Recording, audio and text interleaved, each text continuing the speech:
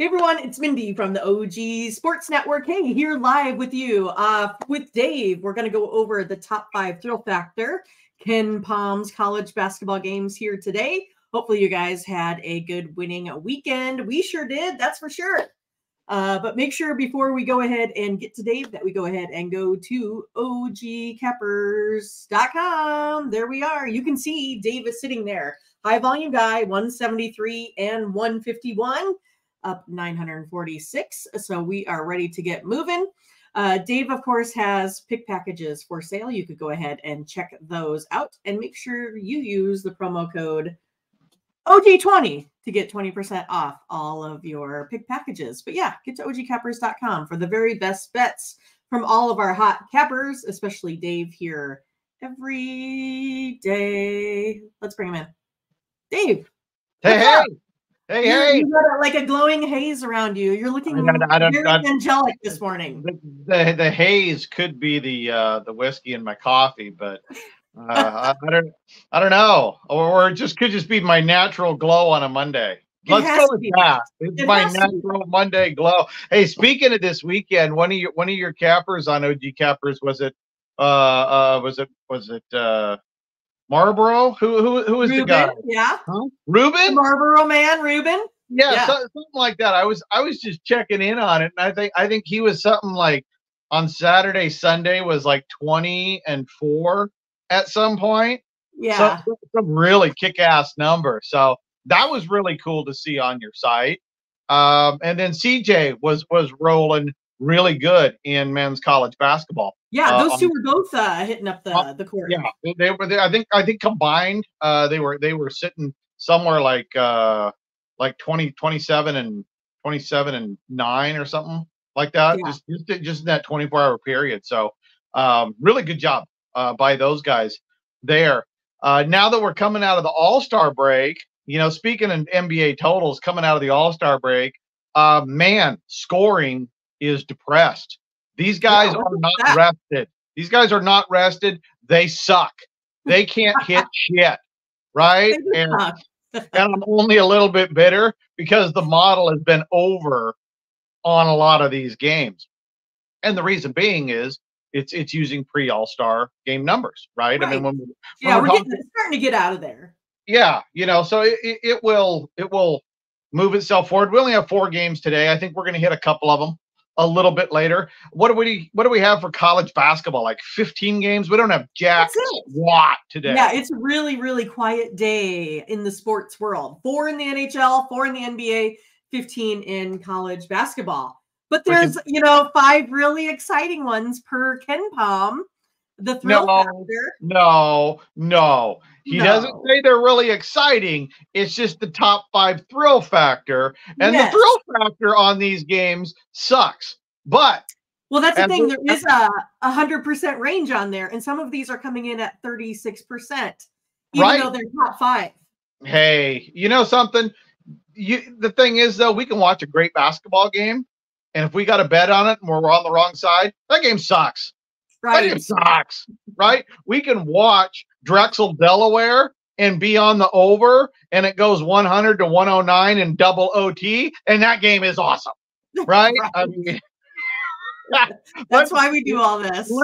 Let's admit, when we're betting on games, the game quality, it takes a back seat to punching that W on your ticket, right? Exactly. Come on. Exactly. Just tune into the last, 3 minutes. I thought it was interesting. I don't know if I brought this up before, but I saw someone on Twitter say there was actually a minute and like 58 left in a game. And in real time, it went 22 and a half minutes. Yeah, no, that sucks. Yeah. And, yeah, but I mean, we've seen NBA games drawn out like that.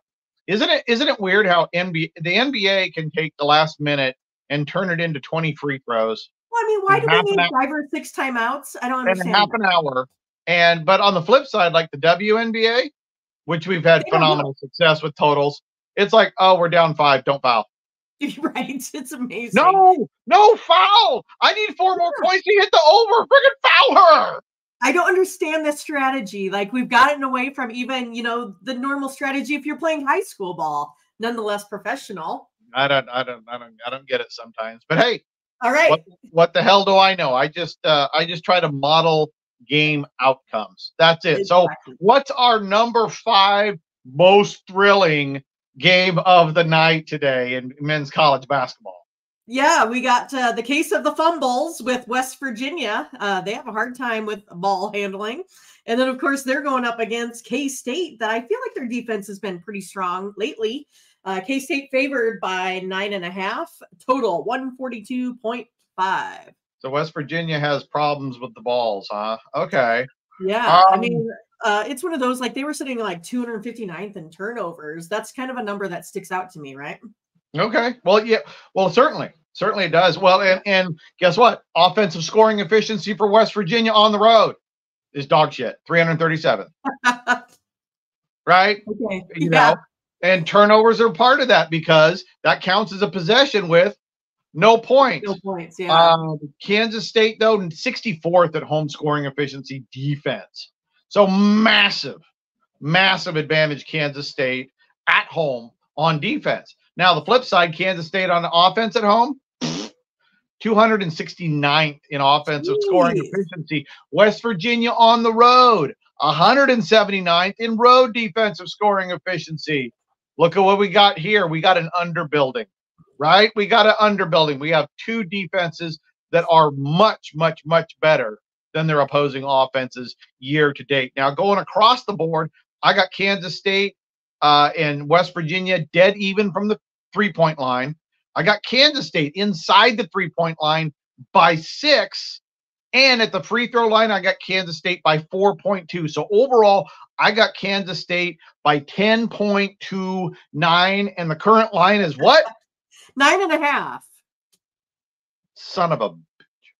Right? So we have 79 hundredths of a point variance there. Okay. So folks, tiny, ultra tiny hazy lean towards Kansas State. I don't know what's up with the haze. Or the purple haze, right? That's what I was thinking when you said that. I don't. I'm not drinking any IPA hazes right now, though I should be. Grandpappy always said, can't drink all day. If you don't start early, that's right. No, you got to start in the morning. So, so I got 75.8, 65.5. Kansas State pretty much smoking West Virginia by double digits. Now, the question is here, though, is do we have an underplay? Right now, it's at 143.5. My EPA model is at 141.26. We got 2 stronger defenses, 2 weak offenses. If there's a play in this game, absolutely for me, it is under 143.5. Now, that's kind of in that dead zone. Don't really like to be there, but we got a lot of numbers that are matching up the under very well in this ball game tonight. All right, next up is going to be Miami on the road, only 2-7 this season. North Carolina, Oppo, 11-1 at home. Big favorites here, 13.5. But North Carolina only beat Miami by 3 last time on the road. So how do these home and road numbers fare out today? Dude, but I mean, the last game that Miami went Indiana fever and dropped like 9 in the first half? Yeah, it was something like that. It was either the Indiana fever or who's our other favorite to lay Atlanta, the Atlanta Dream. Oh yeah, dude, fever dream, dropping like 7 or a 6 in the third quarter to totally, utterly screw any over chance whatsoever. So that being said, though, the line was at 14 this morning. Now it's 13.5. Okay. Now in my model, I'm at 11.92. That is very strong for North Carolina. I know that's under the line, but I would be on Carolina than Miami. Just it's just really right there. That is a really big number. And why North Carolina at home this year, 33 in offensive scoring efficiency, going up against Miami, 175 in total defensive scoring efficiency. The other way around, it's pretty even. Miami 176 on the road, North Carolina 163 at home on scoring efficiency defense. So I think there's a wash there. In terms of 3-point line, I got North Carolina by a couple of points at the 3-point line. Little bit of disparity at the free throw line, obviously. Little home cooking. Now, we haven't seen this in the ACC like we see it in the SEC. Freaking whistle happy honks. And then the Big 12, which is also a big home honk favorite too. ACC, we don't see it that much, but still have North Carolina by 4 at the free throw line, and then from inside the 3-point line, we got them by 8. So overall, looking at North Carolina 83, Miami 71. That is a total of 154.37, and the current total right now on the board, Mindy, is 154.5. What is it? A 0.2? Yeah, 0.13. Okay. That's, I mean, I'm not great at math, so so this thing is based, the model, the EPA model is sitting on everything. You know, it's at -12, the line's -13.5, tiny bit of value there, and then it's just literally sitting right on that total line. I got nothing on that. We don't have a stronger pair of offenses. We don't have a stronger pair of defenses. This is one where, to me, there's just nothing here to bet. But hopefully, at least those tiny leans on the side, if whoever's watching, if that helps you with your consensus, I hope you win. Good. Yeah. Otherwise, just sit back and be a fan. But coming in number 3, I know we kind of talk about how we equate, teams to football sometimes. But for me, I equate these two teams to softball, right? McNeese, I mean, they just gave Oklahoma a run for their money. Only lost 3-0 in the late innings. Made it to the regionals last season. But the basketball team, though, has been pretty good on the road. Over their last 10, they're 9-1 against the spread. Laying 9.5 here, but Lamar 6-4 against the spread. But straight up, they've been winning 8-1 out of their last 9 games. So we got today McNeese, big favorites, and kind of a high total here, 148.5. Yeah, it is. It's borderline. I wish it was at like 150, 151. Get up in that 150 plus range. I love being up there on the unders. McNeese has been really good on the road. 8th in offensive scoring efficiency, 2nd in defensive scoring efficiency. Wow. If you're betting futures, McNeese might be an absolutely excellent look to win their conference tournament. They are really good and balanced on the road. Lamar is solid at home, 131 and 187, 131 on offensive scoring efficiency. Now the model, this is where the men's home and road really comes into play. We got a 9.5 point spread. The model, in spite of those numbers, Mindy, this is the kind of stuff that drives me nuts because I made the model. I made the model to try to win as efficiently and easily as possible, right? Plugs it in. Right. It's got Lamar by 1.85. So a little bit of an upset. And every time I say don't listen to the model, what happens? I get the model screwed. Wins. Yeah. I get screwed. And so what did I say yesterday on the show? The model has St. John's by 3.5. Yeah, I don't really like it. Yeah, but I don't like it. Right? Because what was the spread? Like 9 or something? No, it was 3.5. Like it was 3.5 or something. Yeah. Right. But Creighton's numbers look great on the road. And I'm like, what the hell? What the hell? And then St. John's just beat the brakes off the Blue Jays yesterday. Good Lord. Yeah. It was as bad as it was like the Blue Jays hosting Connecticut a couple days ago. Right. So here's my upset alert of the day. All right. Lamar pulling the upset. I'll take Lamar in the points. I'll take the 9.5. That is a huge variance. That's the biggest variance on the board. That's 11.36 points. So of these 5 games that we're talking about, that's the number one side variance is Lamar plus 9.5 at home tonight. The total, I'm at 146.34. You said on the board right now it's at 148.5. And that is 2.2 points. So little lean to the under, but of the two, I'll take Lamar plus 9.5 at home tonight. Let's do it. Let's go. We like these upset alerts. Gives us something fun to watch here this evening. So next up is the one that you kind of led in with, Drexel and Delaware. Both are 17-11 so far. Drexel's lost their last 5 on the road, and then Delaware now, they're winners of their last 5 of 7. Delaware here, short favorites, -2.5. And then the total, 136.5. What you got here on this? Might like a money line here. I got the model has Delaware by 3.95. So slight lean, Delaware win and cover. The matchup in terms of scoring efficiency is really even on paper. Delaware 86th in road defensive scoring efficiency. Delaware 110 in home offensive scoring efficiency. That's tight. Then on the offense defensive side going the other way, Drexel at 230, Delaware at home 260. What this gives me is a 73.3 to 69.4 ball game. That is 3.93 points. So it is sitting right on that line. It is very, very close to it. The value to me is Delaware -2.5. As for the total on the board right now, I'm seeing 138. I have 136, but 136. Oh shit! It dropped 1.5 in the last 2 hours. That is a big move down, and it moves against my model. So I'm at 142.8. Now we actually have some decent variance here. That's over 4%. I like to be over 5%, but we're in the 130s. We're playing the over. Now, on the flip side here, this is why you get off of this. If you're looking for a reason not to play that, you got 86 on defense versus 110.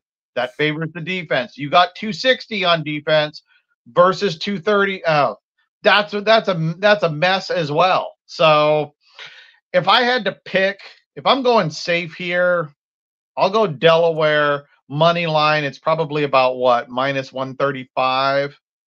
My next favorite bet would be over 136.5. And then the last thing is Delaware laying 2.5. Not a lot of margin in that one to pull a really good value out of it. All right. And this is the first game tipping off here today. So we don't have to wait too much longer, Dave.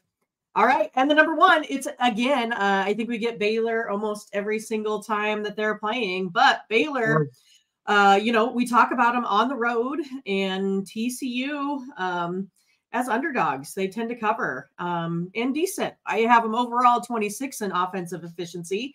But I wonder how it breaks down here with home versus road. TCU are the favorite, 2.5. 148.5 is the total. Well, at least we don't have Florida Atlantic and San Diego State on the board. Good God. Actually, I don't mind Florida Atlantic being on the board because this show has freaking nailed their ass. Every single game, wins, losses, covers, totals, absolutely has Florida Atlantic dialed in. Just means they're a consistent team, which I like. Baylor, number 7 in offensive scoring efficiency on the road. TCU, number 32 in defensive scoring efficiency at home. Oh, God, that's delicious, right? And then on the road, you got Baylor, 258th in scoring efficiency defense. At home, they're top 10. On the road, they are bottom 30% in college basketball. TCU 130 in home scoring efficiency. So right off the bat, I'm going TCU, right? Without knowing anything else, I like TCU's home defense. I like that offensive variance over the Baylor defense. From 3, I got both teams at 21. I'm at 21.4 for Baylor. I'm at 21.6 for TCU. From inside the 3-point line, though, I have TCU by 3 buckets. That's going to be the difference in the ball game, because from the free throw line, I got TCU by 1. Overall, I'm looking at TCU 79.4, Baylor 71.5. Now, Baylor needs this pretty bad, though, right? They just got beat at home in overtime by Houston. You know, both of these teams really need to win, but I think Baylor needs this one bad, but they're on the road, and we know how road dudes play in college basketball. Not as well. So on the board, I'm looking at TCU -2 right now. And my projection is TCU -7.85. A lot of value there. And again, if you want to take some risk out of it, take the money lines, probably sitting about 133, -130 to -140, somewhere in that range. I think TCU is the better team in this ball game. The total is at 148. I'm at 150.89. God, it is tiring when there is no variance here. That is not one that I really like, but I do have it as an over. Why? Because you got the number 7 offense versus 32 favors one offense, 130 versus 258 favors the other offense. So we got both offenses better than both defenses, and the model is over the 148. That's why I like the over in this game. The next best one, I think, is taking the money line with TCU, followed by TCU minus 2.5. Awesome. Good. We got a couple purple teams here to watch tonight. I'm excited. Can't wait. But yet, I know that you might have some NBA. You kind of led into that.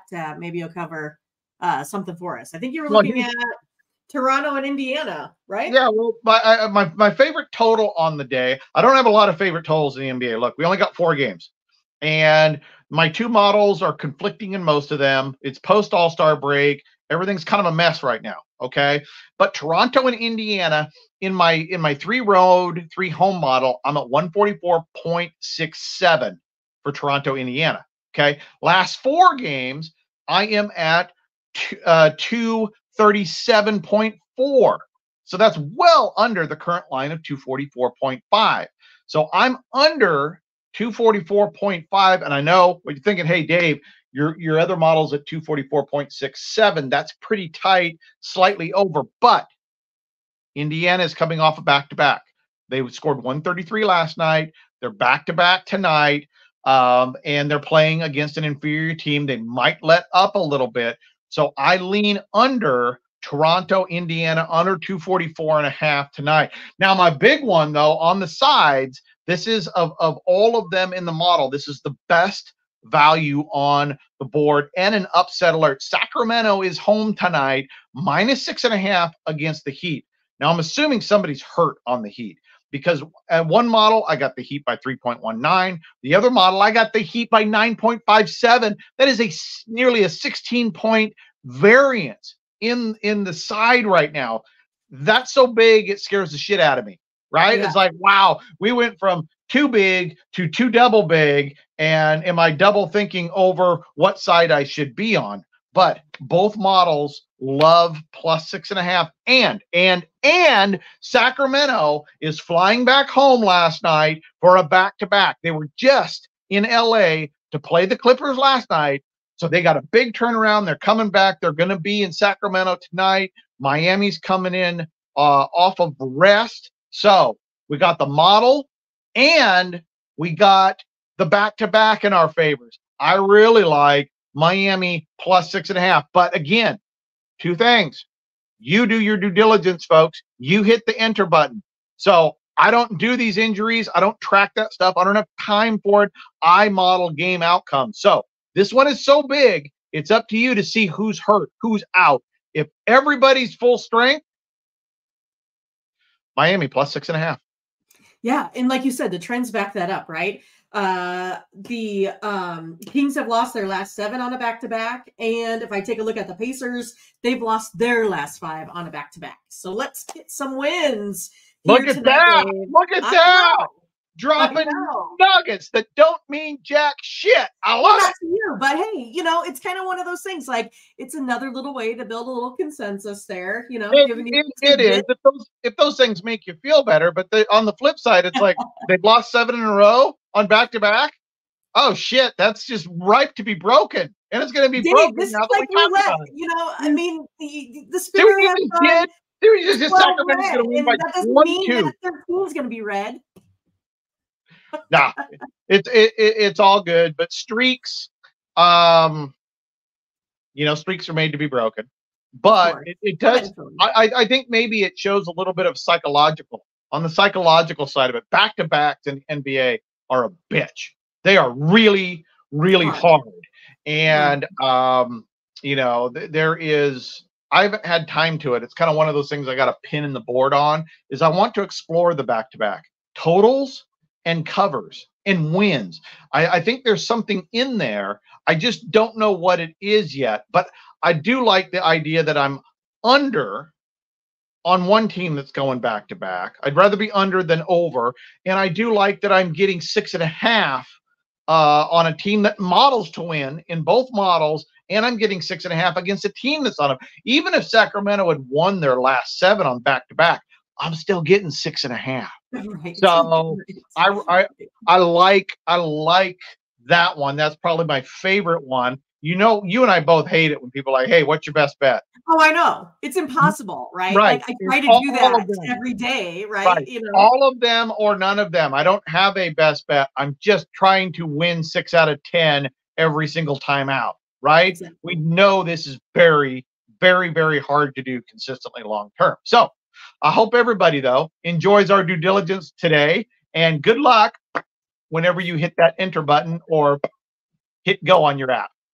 Thanks, Dave. Hey, thanks to everyone out there for watching. Make sure you go ahead and like and subscribe. Click on the bell to get the latest notifications. Also, leave your comments who you think is going to go ahead and win tonight. So we have you on record for tomorrow when you come back and see us. All right, you guys, have a good day. Take care. Bye-bye.